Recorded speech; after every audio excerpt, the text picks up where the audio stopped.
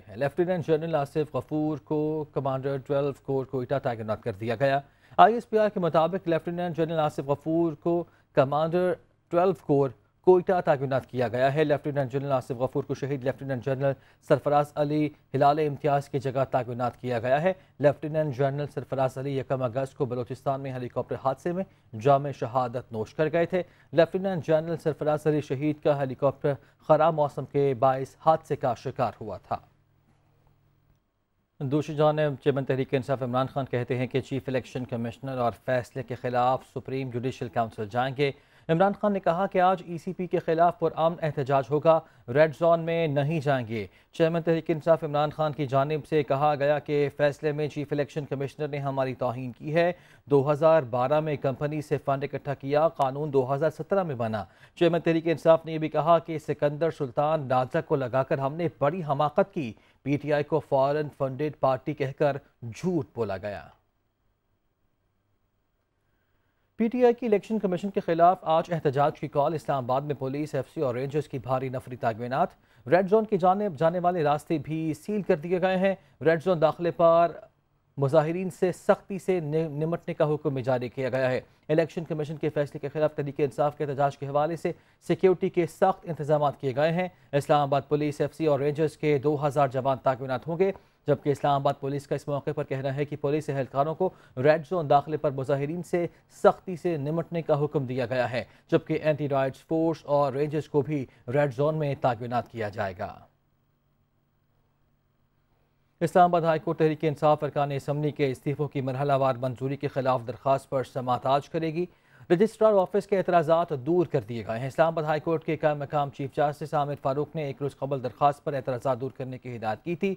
Registrar office ने तहरीक इंसाफ के रहनुमा असद उमर की दरख्वास्त पर एतराज़ात ख़त्म कर दिए। तहरीक इंसाफ ने पटिशन के साथ अथॉरिटी लेटर जमा करवा कर 123 अरकान असम्बली को केस में फरीक बना दिया है। और चेयरमैन पीपल्स पार्टी बिलावल भुट्टो जरदारी कहते हैं कि इलेक्शन कमीशन के फैसले के बाद इमरान खान मुल्क की तारीख के सबसे बड़े चोर साबित हो चुके। अपने बयान में बिलावल भुट्टो जरदारी ने कहा कि करप्शन के खिलाफ इमरान खान का बयानिया झूठा निकला। PTI की बुनियाद ही करप्शन पर रखी गई थी। इलेक्शन कमीशन को तहकीकात से रोकने के लिए ओछे हथकंडे इख्तियार करने वाले इमरान खान कौम के सामने बेनकाब हो गए। जो शख्स झूठा हल्फनामा इलेक्शन कमीशन को दे वो सादिक और अमीन नहीं हो सकता। गैर मुल्कियों से पैसे लेकर मुल्की सियासत को आलूदा करने वाले इमरान खान अवाम के मुजरिम हैं। लीगी रहनुमा ख्वाजा आसिफ कहते हैं कि इमरान खान चोरी करते हुए पकड़े गए। भारतीयों से पैसे लेते शर्म नहीं आई। अमरीकियों से फंडिंग लेने वाले अमरीकी साजिश का इल्ज़ाम लगा रहे हैं। मुल्क चलाने के लिए इंसाफ ज़रूरी है। वो कौमी असम्बली में इज़हार ख्याल कर रहे थे। से पैसे वसूल करते हुए जो है वो उनको शर्म या ना आई। इजराइलियों से पैसे वसूल करते हैं, अमरीकनों का हमारे ऊपर मलबा डालते हैं और पैसे खुद उनसे वसूल करते हैं। दिन दहाड़े जो है डाके, दिन दहाड़े डाके प्रिटेंड इस तरह करते हैं कि पाकिस्तान का ईमानदार तरीन वो शख्स है, आइन और कानून के मुताबिक जो है वो हुक्मरानी करते रहे हैं, ये उनका दावा है। इस तरह कायम नहीं रहते। जब इंसाफ जो है वो उसका फुकदान हो जाए, इंसाफ उस धरती से उठ जाए। मुस्लिम लीग नून के रहनुमा मोहम्मद जुबैर कहते हैं कि PTI का दावा है कि इलेक्शन कमीशन के फैसले में कुछ नहीं। अगर ऐसा है तो वो 8 साल फैसले को क्यों रोकते रहे। तहरीक इंसाफ के रहनुमा ये दलील भी पेश कर रहे हैं कि इमरान खान ने बयान हल्फी नहीं बल्कि सर्टिफिकेट दिया। मोहम्मद जुबैर ने कहा कि बयान हल्फी हो या सर्टिफिकेट, झूठ तो झूठ ही होता है। इमरान खान 14 साल तक झूठ बोलते रहे, इस पर उनके खिलाफ कार्रवाई होनी चाहिए। क्वेश्चन ये है कि वो कह रहे हैं इसमें तो कुछ था ही नहीं, इस रिपोर्ट में तो कुछ निकला ही नहीं है। अगर कोई मसला ही नहीं था तो फिर आप ब्लॉक क्यों कर रहे थे 8 साल? इससे पता चलता है कि उसमें इतनी गड़बड़ थी और उसकी वजह से इमरान खान से लेके नीचे तमाम जो लीडरशिप थी उन्होंने कोशिश की कि जी उसको ब्लॉक किया जाए। एक अजीब मंतक पेश की जा रही है। एफिडेविट में और सर्टिफिकेट में फर्क बताया जा रहा है कि जिस पर इमरान खान ने साइन किया वो एफिडेविट नहीं है, वो सर्टिफिकेट है। ये नहीं कहा कि झूठ नहीं बोल रहे थे, कह रहे हाँ झूठ तो बोला था लेकिन सर्टिफिकेट पर बोला था। एफिडेविट पर ज्यादा संगीन होता है झूठ बोलना। और झूठ कितने अरसे बोला? 14 साल तक झूठ बोलते रहे लेकिन सर्टिफिकेट पर बोला था, एफिडेविट नहीं दिया था। रहनुमा मुस्लिम लीग नून हिस्बा बुखारी ने कहा है कि दूसरों को इम्पोर्टेड कहने वाले इमरान खान के बच्चे, दोस्त और फंडिंग सब इम्पोर्टेड है। ये चंद लाख की नहीं, अरबों की फंडिंग की बात है। वो पहले हैंडसम और अब पॉपुलर बहुत हैं, तो क्या उनसे हिसाब नहीं लिया जाएगा? हमें कह रहे थे हम जो है वो इम्पोर्टेड हैं। इमरान खान की सारी ज़िंदगी इम्पोर्टेड, उसका बाल बच्चा इम्पोर्टेड, उसके दोस्त यार इम्पोर्टेड, उसकी फंडिंग इम्पोर्टेड, उसका सब कुछ इम्पोर्टेड है। अरबों रुपए की चोरियां करने के बाद अब इमरान खान साहब जो है मुंह छुपा के बैठे हुए हैं कहीं। पहले इमरान खान साहब हैंडसम बहुत थे तो उनको नहीं पूछा जा सकता था, अब वो पॉपुलर बहुत है तो उनको ना पूछें। ये कहाँ, ये कौन से कानून में लिखा है? उनके चमचे कड़छे कह रहे हैं चंद लाख का कसूर है। चंद लाख की बात नहीं है, अरबों रुपए की बात है। पीटीए के रहनुमा फवाद चौधरी कहते हैं कि वजीर कानून की ख्वाहिश पर इलेक्शन कमीशन ने अपना फैसला तब्दील किया। उजरत में 2 फैसले सुनाए गए। एक फैसले में रेफरेंस हुकूमत को भिजवाने का जिक्र नहीं था। फैसले के खिलाफ अदालत में जा रहे हैं। इमरान खान और तहरीक इंसाफ पर पाबंदी लगाना इनकी बस की बात नहीं। आज इलेक्शन कमीशन के सामने बड़ा एहतजाज होगा। प्रोटेस्ट है जो कल इंशाल्लाह बहुत बड़ा प्रोटेस्ट होने जा रहा है इलेक्शन कमीशन को, इससे उनको जो है वो परेशानी लाहक हो गई। लिहाजा उन्होंने उजरत में फ़ैसला सुनाया और फैसले भी 2 सुना दिए। उसमें आखिरी लाइन यानी रेफरेंस गवर्नमेंट को भिजवाए जाने का जिक्र नहीं था। ना सिर्फ ये कि इलेक्शन कमीशन जो है उसके ख़िलाफ़ हम अपील में भी जाएंगे, बल्कि हम तादीबी कार्रवाई के लिए भी कहेंगे अपनी हैसियत के मुताबिक बात करें, जो आपका कद है उसके मुताबिक बात करें। इमरान खान और तहरीक इंसाफ को के ऊपर पाबंदी लगाना जो है वो आपके बस में नहीं है। इसके जवाब में तर्जुमान इलेक्शन कमीशन ने कहा है कि ममनुआ फंडिंग केस का फैसला उजरत में नहीं दिया गया। इलेक्शन कमीशन के खिलाफ प्रोपेगेंडा किया जा रहा है। कमीशन ने एक ही फैसला दिया है जो ऑफिशियल वेबसाइट पर मौजूद है। तर्जुमान इलेक्शन कमीशन के मुताबिक हमेशा की तरह चंद अशखास की जानिब से इलेक्शन कमीशन के खिलाफ गुमराहकुन और झूठा प्रोपेगेंडा किया जा रहा है, जिसको करने वाले इलेक्शन कमीशन पर 2 फैसले जारी करने का इल्ज़ाम लगा रहे हैं। तर्जुमान ने वाज़ेह किया कि 8 साल बाद आने वाले फैसले में उजरत ढूंढने वालों पर हैरानी है। इलेक्शन कमीशन ने एक ही फैसला दिया है जो सफ़ा ब सफ़ा दस्तखतशुदा है और ऑफिशियल वेबसाइट पर भी मौजूद है। तहरीक इंसाफ के रहनुमा मियां असलम इकबाल ने कहा है कि ममनुआ फंडिंग केस बैरूनी एजेंडे के तहत तहरीक इंसाफ को इलेक्शन से दूर रखने की साजिश है। चीफ इलेक्शन कमिश्नर PDM रहनुमाओं से मिलते रहे, इन्हें ख्वाबों में भी इमरान खान नजर आते हैं। फैसले का मकसद मुल्क में अफरा तफरी के सिवा कुछ नहीं।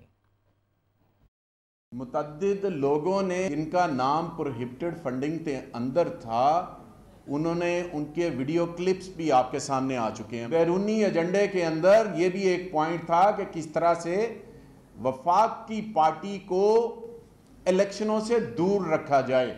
बायस एक छोटा लफ्ज़ है, इलेक्शन कमिश्नर को पता है कि पाकिस्तान तहरीक इंसाफ उसके लिए मुतालबा कर रही है कि उसे अपनी जगह पर नहीं होना चाहिए, क्योंकि वो जा के PDM के लोगों से मिलते हैं, वो हमजा से मिलते हैं, मरियम से मिलते हैं। इनके ख्वाबों में इमरान खान आता है, उठ के बैठ जाते हैं रात को। खोदा पहाड़ निकला चुका जो फैसला आया है वो सिर्फ और सिर्फ अफरा तफरी फैलाने के लिए, उसमें है कुछ नहीं। क्या उसमें 12-14 बंदों के नाम और 12-14 बंदों की डिटेल आ गई, उन्होंने बता दिया। हम जाएंगे अदालत में, अब आपने जो करना है कर लें। लीग रहनुमा ख्वाजा साद रफीक ने कहा है कि इमरान खान जवाब दें कि गैर मुल्की कंपनीज उन पर सरमायाकारी क्यों कर रही थीं।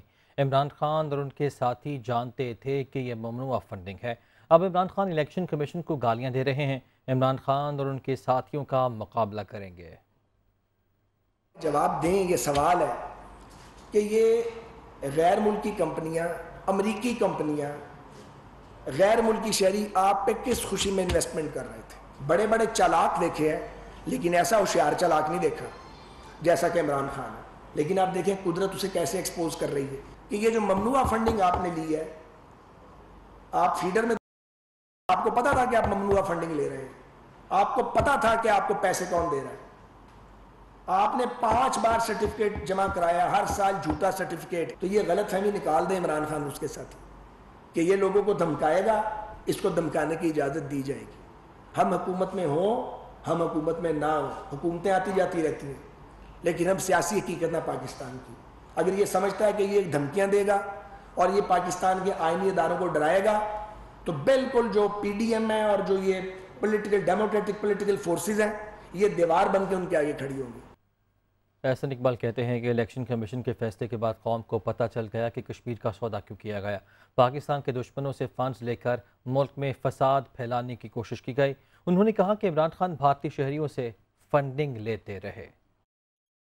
शख्स जो अपने मुखालफों को चोर कहता था, वो खुद सबसे बड़ा चोर निकला, और जो शख्स दूसरों को झूठा कहता था, वो खुद सबसे बड़ा झूठा निकला, और जो इंपोर्टेड हुकूमत को ताना दिया करता था, वो खुद दरअसल फॉरेन फंडिंग का एजेंट निकला। पाकिस्तानी कौम को पता चल गया है कि क्यों कर कश्मीर का सौदा हुआ, क्यों कर सी पैक को सैबोटाज किया गया, किसके इशारों के ऊपर पाकिस्तान दुश्मन लॉबीज से फंडिंग लेकर पाकिस्तान के अंदर मुसलसल इंतशार पैदा किया जाता रहा। पाकिस्तान में चीन के सदर के दौरे को सैबोटाज किसके कहने पे किया गया? इमरान खान पाकिस्तान की दुश्मन लॉबी से फंडिंग हासिल करके मुसलसल पाकिस्तान में इंतशार और पोलराइजेशन की सियासत के ज़रिए पाकिस्तान की मईशत के साथ खेल रहा था। मुस्लिम लीग नून के रहनुमा अता तारड़ ने कहा है कि 8 साल बाद आने वाले फैसले को उजरत से जोड़ना समझ से बाहर है।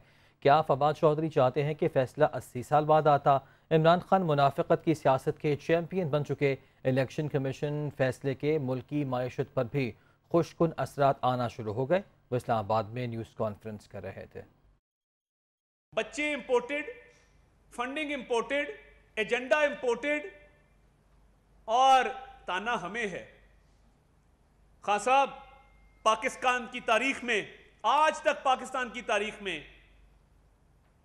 आपसे ज्यादा इंपोर्टेड लीडर नहीं आया। जब पलड़े के अंदर एक ऐसा कागज आएगा जिसमें बेटे से तनख्वाह नहीं ली होगी, और दूसरी तरफ 5 एफिडेविट आएंगे, भारतीय फंडिंग आएगी, इजरायली फंडिंग आएगी, कश्मीर का सौदा आएगा, खैरात खाने, ज़कात खाने के सबूत आएंगे, सियासी मकासद के लिए ली गई फंडिंग को ज़ाती इस्तेमाल में लाने के सबूत आएंगे, तो खान साहब आपको छुपने की जगह नहीं मिलेगी। ये फैसला जैसे ही आया है उसके साथ ही डॉलर जो है वो 8 रुपये गिर गया है। तो ये जैसे जैसे इन पे सख्तियाँ मजीद होंगी, आप देखेंगे कि मईशत में एक मुस्बत रुझान देखने में। अवामी मुस्लिम लीग के सरबराह शेख रशीद कहते हैं कि फ़ौरन फंडिंग दफन हो गया और फैसला सुप्रीम कोर्ट के पास चला गया। ट्विटर पर पैगाम में शेख रशीद ने कहा कि बयान हल्फी और सर्टिफिकेट में फ़र्क होता है। अब इत्तेहादी चाहें तो मीडिया खेले। ये भी कहा कि नवाज शरीफ के केस में और फ़ौरन फंडिंग केस में फ़र्क है।